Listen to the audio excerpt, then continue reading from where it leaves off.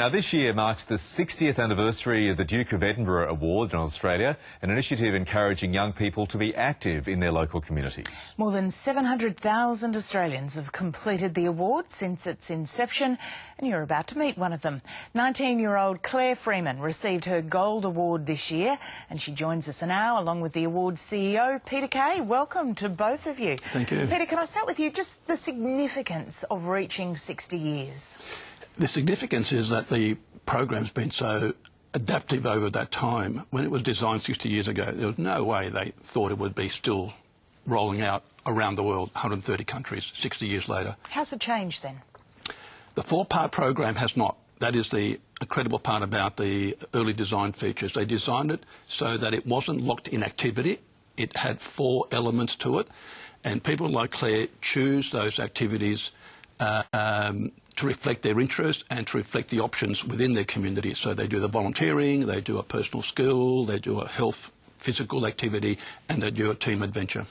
So, Clare, tell us about your award and how you used it. Yeah, so for my award, I did swimming as my physical recreation, and that kept me in the water even though lots of my friends stopped swimming in high school, and I used my skill for the Gold Award to be driving, which meant that I was driving an hour every week, which helped me to achieve my goal of getting my licence before I even started Year 12. And yeah, for the Adventurous Journey and Residential Project, I applied for the Spirit of Anzac prize and was successful in getting that, and went on a 2-week trip around Greece, kind of, you know, investigating the Spirit of Anzac and the significance of that. So yeah, it really broadened my horizon. We're showing some pictures of that now. So what did you draw out of it personally? I think for me it really showed that, like, there wasn't the limits like that I might have thought there was on my abilities and where I could go. Applying for the Spirit of Anzac and getting that meant that I then was keen to apply for other things such as the International Science School, the UNSW Women in Engineering Camp, which led me to studying engineering at UNSW currently. What's the split with girls, boys, trying to encourage people to take part? It is 50-50, but the girls are edging away.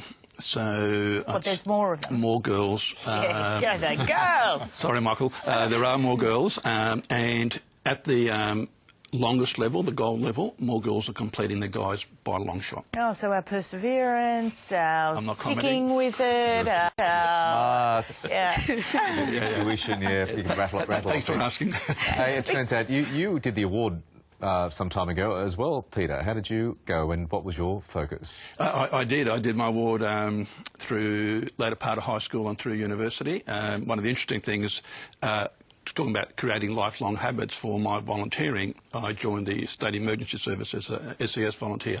I'm still there 43 years later, so still volunteering. And that's a very common story. People get introduced to activities they may not have thought they would do.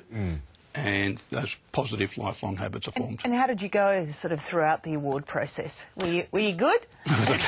The interesting thing is it's all about PBs, yes. Right? So there's no set activities, no set goals. You choose your activities, you're aligned with a subject matter expert. Someone wants to do media, you know, they go to a person who knows about it, they become a coach, a mentor for that activity. So it's full of PBs. So that's why it's 60 years. You know, it's just so adaptable. And going strong. Yeah, it was set up by Prince Philip. And yes. now Prince Edward is the patron. He's actually the chairman, so he's a working chair, so he's involved in a very practical, governing way. And he was in Australia recently, 4 days, helping celebrate, did 25 events in 4 days for it. He works hard for the award, you know, presented nearly 400 gold awards in Sydney. Including to you, yes. Clare? Yes. So, Clare, my 14-year-old niece Eva has just started it. What's your message to her when she wants to say, oh, it's too hard, I want to drop out? Sorry, Eva. Yeah, no, that's a good point.